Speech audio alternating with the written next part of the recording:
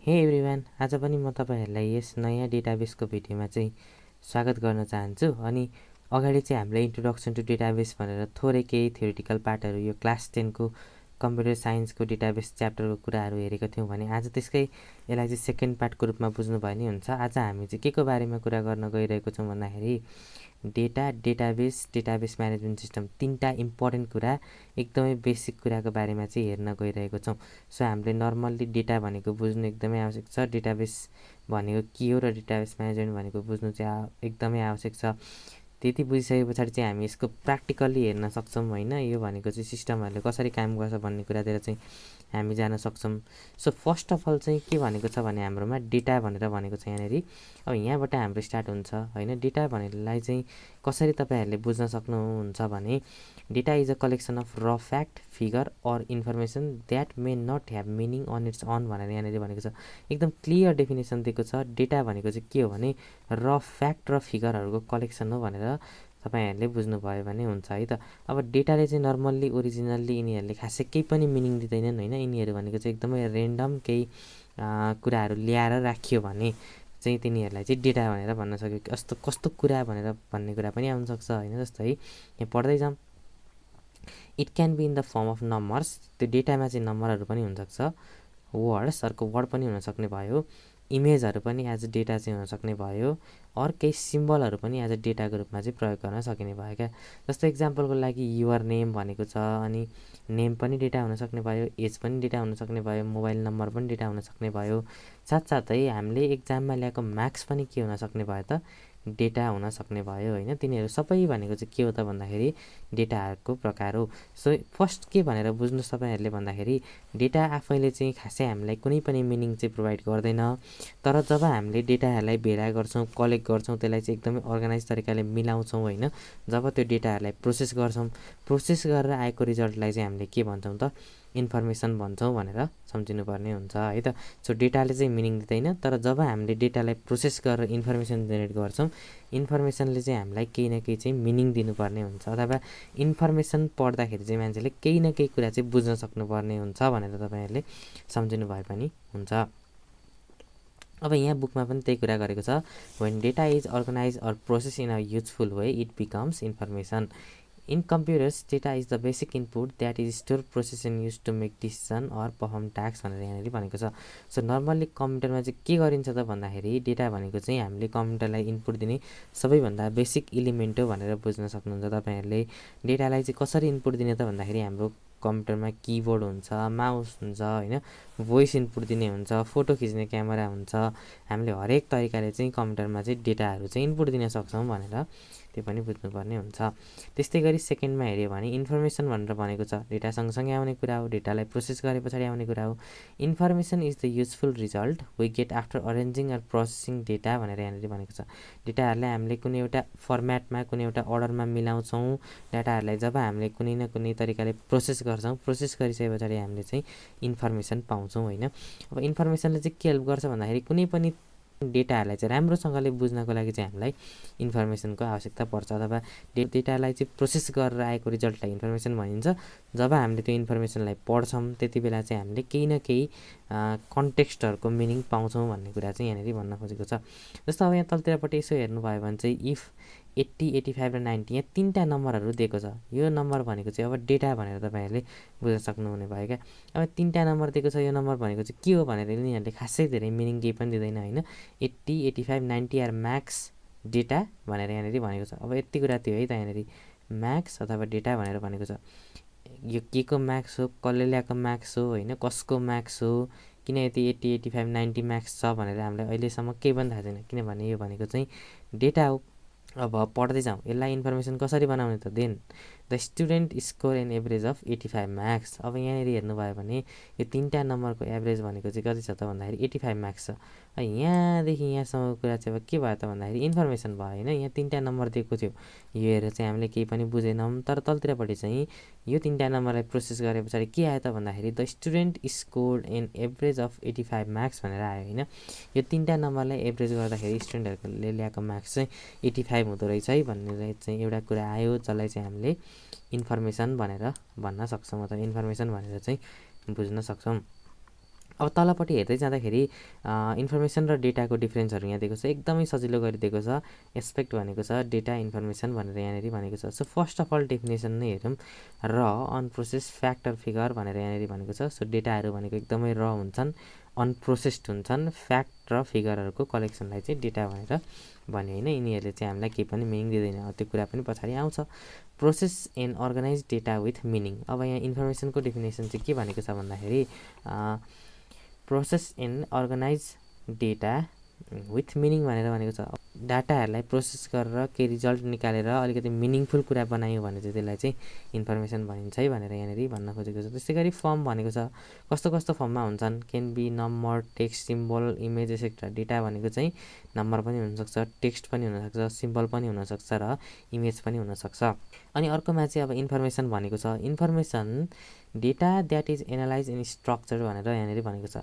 जब हामीले डेटालाई चाहिँ ल्याउँछौँ, एक ठाउँमा भेला गर्छौँ, एनालाइज गर्छौँ, कुनै एउटा स्ट्रक्चर फर्मेटमा कन्भर्ट गर्छौँ, तब चाहिँ हामीले इन्फर्मेसन पाउँछौँ भनेर यहाँनिर फर्म पनि दिएको छ। मिनिङ भनेको छ, अब डेटाको चाहिँ हामीले अगाडि नै भनिसक्यौँ, no clear meaning on its own भनेर भनेको छ भने इन्फर्मेसनमा चाहिँ meaningful and is useful for understanding or decision making भनेर पनि यहाँनिर भनेको छ। त्यस्तै गरी एक्जाम्पलको लागि यहाँनिर हेर्न सक्नुहुन्छ 2082 अनि 95 अनि विनय भनेको छ।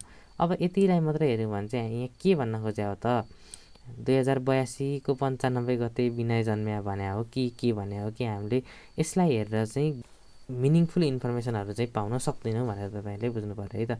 जब यसलाई हामीले प्रोसेस गर्छौँ तब यहाँनिर इन्फर्मेसनमा चाहिँ Vinay score 95 marks in 1082 BS भनेर भनेको छ होइन। सो यहाँनिर चाहिँ अब इन्फर्मेसन चाहिँ के आयो त भन्दाखेरि विनयले चाहिँ 95 मार्क्स अब्टेन गरेको रहेछ 2082 मा भएको एक्जाममा भनेर हामीले हेर्न सक्यौँ। And is one of the top performers भनेर भनेको छ। सो विनय चाहिँ अलिकति राम्रो स्कोर ल्याउने स्टुडेन्टमा चाहिँ पर्ने रहेछ भनेर हामीले इन्फर्मेसन हेरेर चाहिँ बुझ्न सक्छौँ। डेटा हेर्दाखेरि चाहिँ हामीलाई खासै केही पनि मिनिङ थाहा थिएन भने इन्फर्मेसनले चाहिँ हामीले केही न केही मिनिङ चाहिँ अथवा केही न केही कुरा चाहिँ थाहा पायौँ भन्ने बुझ्न सक्नुहुन्छ। सो अब चाहिँ हामी डेटाबेसको बारेमा कुरा गर्न गइरहेको छौँ। सो यसमा चाहिँ हामीले डेटाबेस भनेको के हो, डेटाबेसहरू चाहिँ कसरी कसरी प्रयोग गरिन्थ्यो, डेटाबेसको हिस्ट्री के हो र डेटाबेस चाहिँ अहिले कसरी प्रयोग भइरहेको छ भन्ने कुरा चाहिँ बुझ्ने प्रयास गर्नेछौँ है त। नर्मली डेटाबेस भनेको चाहिँ तपाईँहरूले कसरी बुझ्नुहोस् भने यो भनेको चाहिँ कुनै पनि डेटाहरूको एकदमै अर्गनाइज कलेक्सनलाई नै डेटा भनेर के अरे डेटाबेस भनेर भन्ने गरिन्छ। डेटाबेसले चाहिँ के गर्छ भन्दाखेरि डेटाहरूलाई एक्सेस गर्ने काम, डेटाहरूलाई म्यानेज गर्ने काम, प्लस डेटाबेसमा आवश्यक परेमा डेटाहरूलाई अपडेट गर्ने काम चाहिँ हामीले डेटाबेसको थ्रुबाट गर्न सक्छौँ होइन। नर्मल्ली अब डेटाबेसहरूलाई हेर्ने हो भने हामीले प्रयोग गर्ने रिलेसनल डेटाबेसहरूलाई हेर्ने हो भने चाहिँ डेटाहरूलाई टेबल बनाएर राख्ने गरिन्छ होइन। टेबल बनाउने जस्तो कि तपाईँहरूको क्लासमा पनि रोल नम्बर, नेम होइन, अटेन्डेन्स भएको केही एउटा रजिस्टर हुन्छ नि, हो त्यसरी चाहिँ हामीले एउटा केही टेबलहरू बनाएर चाहिँ डेटाबेसलाई चाहिँ प्रयोग गरिन्छ। सो किन टेबल बनाउने त भन्दाखेरि डेटाहरूलाई चाहिँ सजिलोसँग भेट्नको लागि र राम्रोसँग प्रयोग गर्नको लागि चाहिँ हामीले डेटाबेसमा चाहिँ टेबलहरू चाहिँ बनाउने गर्छौँ। जस्तो कि यहाँ हेर्नुभयो भने पनि यसको डिस्क्रिप्सनमा चाहिँ त्यही नै दिएको छ, डेटाबेसमा चाहिँ टेबलहरू बनाएर चाहिँ प्रयोग गरिन्छ भनेर भन्ने कुराहरू चाहिँ यहाँनिर भन्न खोजेको छ होइन। त्यस्तै गरी अब केही इक्जाम्पल्सहरू पनि दिएको छन्। In school database student details like names, grades, and attendance are stored. Database help business, school, and websites keep. त्यस्तै गरी यहाँ केही इक्जाम्पल्सहरू पनि दिएको छन्। जस्तै कि in school database student details like names, grades and attendance are stored भनेर यहाँनिर भनेको छ। सो पहिलो इक्जाम्पलमा चाहिँ हाम्रो स्कुलको डेटाबेस जसमा चाहिँ स्टुडेन्टको नेम हुन्छ, ग्रेड हुन्छ, एटेन्डेन्सहरू राखिएको हुन्छ, त्यो पनि एउटा डेटाबेस हो होइन। त्यसलाई चाहिँ अब अर्को भनेको चाहिँ विभिन्न बिजनेसहरूमा आफ्नै डेटाबेसहरू प्रयोग गर्छन्। त्यसै गरी स्कुलले पनि आफ्नै डेटाबेसहरू मेन्टेन गरेर राखेको हुन्छ, प्लस विभिन्न वेबसाइटहरूले चाहिँ आफ्नो डेटाबेसहरू चाहिँ मेन्टेन गरेर राखेको हुन्छन् होइन, जसमा चाहिँ उनीहरूले चाहिँ कुनै न कुनै डेटाहरू चाहिँ एकदमै सेफ, सुरक्षित तरिकाले अनि आवश्यक परेको बेलामा त्यसलाई चाहिँ रिट्रिभ गर्न मिल्ने गरी चाहिँ त्यो डेटाबेसहरूलाई चाहिँ मेन्टेन गरेर राखिएको हुन्छ।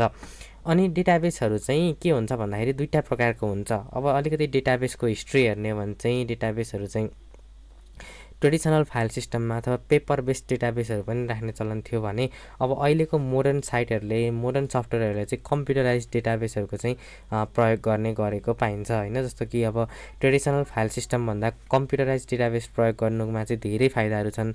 हामीले डेटाहरू खोजेको बेलामा छिट्टो भेट्न सक्ने, डेटाहरूलाई छिटो चाहिँ मिलाउन सक्ने होइन। अर्को भनेको चाहिँ विभिन्न अपरेसनहरू चाहिँ हामीले कम्प्युटराइज डेटाबेसमा चाहिँ एकदमै फास्टर गर्न सक्ने अप्सन हुन्छ भने ट्रेडिसनल डेटाबेस पनि केही हदसम्म चाहिँ ठिकै हुन्छ, तर यसमा पनि केही एडभान्टेजेस डिसएडभान्टेजेस दुइटै छन्। नर्मल्ली हामीले यहाँ हेर्दाखेरि चाहिँ कम्प्युटराइज डेटाबेसको कम्पेरिजनमा ट्रेडिसनल फाइल सिस्टमहरू चाहिँ एकदमै स्लो हुने, हामीले पेपरमै डेटाहरूलाई स्टोर गर्नुपर्ने, त्यसको कुनै सिक्युरिटी मेकानिजमहरू नहुने, डेटाहरू लस्ट हुन सक्ने, डेटाहरू अपडेट गर्नु पऱ्यो भने पनि म्यानुअल्ली हामीले गर्नुपर्ने टाइपको चाहिँ झन्झटहरू पनि हुन्छ होइन। सो नर्मल्ली अहिले चाहिँ एकदमै धेरै कम्प्युटराइज डेटाबेसको प्रयोग हामीले गरिरहेको नै हुन्छौँ होइन। इभन विभिन्न एकदमै ठुल्ठुला कम्पनीहरूले पनि कम्प्युटराइज डेटाबेसहरू नै प्रयोग गरिरहेको हुन्छन्। जस्तो फेसबुक, गुगलहरूले पनि कम्प्युटराइज डेटाबेसको प्रयोग गर्छन्, जसमा चाहिँ उनीहरूले एकदमै लार्ज एमाउन्ट अफ डेटाहरूलाई चाहिँ स्टोर गरेर राख्ने गर्छन्।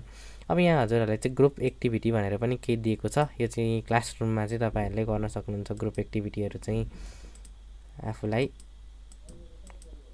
लागेको कुराहरू जस्तो divide into small groups, each group should collect data from 5 classmate, 5जना क्लासमेटहरूको डेटा कलेक्ट गर्ने भनेको छ। अनि त्यसलाई चाहिँ एउटा सानो टेबलमा अर्गनाइज गरेर राख्ने भनेको छ। अनि discuss how a computer programs just DBMS could make this process easier if there were 100+ student भनेर भनेको छ। अब तपाईँहरूले फिजिकल्ली त्यो पेपरमा कपीमा नै डेटाबेस बनाउनुभन्दा चाहिँ डिबिएमएस सफ्टवेयर प्रयोग गरेर चाहिँ 100भन्दा धेरै स्टुडेन्टहरूको डेटाहरू चाहिँ राख्नको लागि कसरी प्रोसेसहरू चाहिँ सजिलो बनाउँछ भन्ने कुरा चाहिँ डिस्कस गर्नुहोस् भनेर भनेको छ। सो यति कुरा चाहिँ तपाईँहरूले गर्नुपर्ने हुन्छ।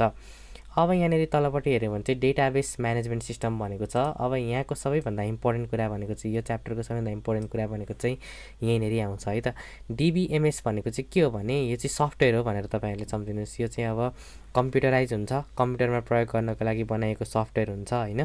अब यहाँनिर एउटा सानो एउटा टास्क दिएको छ, आज यसलाई हेरौँ अनि हामीले फेरि अर्को भिडियोमा चाहिँ डिबिएमएसको बारेमा अझै डिटेलमा चाहिँ हेर्न सक्छौँ होइन। Imagine you work for a company that handle 1000 of customer orders each day भनेर यहाँनिर एउटा सिनारियो इमेजिन गर्न लागेको छ। You need to store customers names, addresses, products order and payment डिटेल्सहरूलाई चाहिँ के गर्नुपर्ने छ, स्टोर गर्नुपर्ने छ।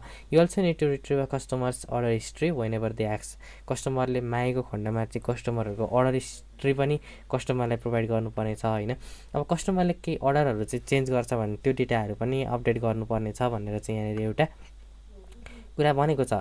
Would you want to store this in paper file or would you prefer to use software system to manage all this information भनेर भनेको छ। यहाँ दुईवटा कुरा सोध्न खोज्यो, एउटा चाहिँ यो सबै काम गर्न चाहिँ तपाईँले पेपर बेस्ड सिस्टम युज गर्न प्रिफर गर्नुहुन्छ या कम्प्युटराइज सफ्टवेयर सिस्टम चाहिँ प्रयोग गर्न प्रिफर गर्नुहुन्छ भनेर भन्न खोजेको छ। सो एन्सर भनेको चाहिँ the answer is clear. A database management system डिबिएमएसले चाहिँ यहाँ माथि भनेको सबै कुराहरू चाहिँ ह्यान्डल गर्न सक्छ एकदमै सजिलो गरी, एकदमै इफिसियन्टली, एकदमै सेक्योरली चाहिँ डिबिएमएसले चाहिँ यो माथि भन्ने कुराहरूलाई चाहिँ ह्यान्डल गर्न सक्ने हुन्छ।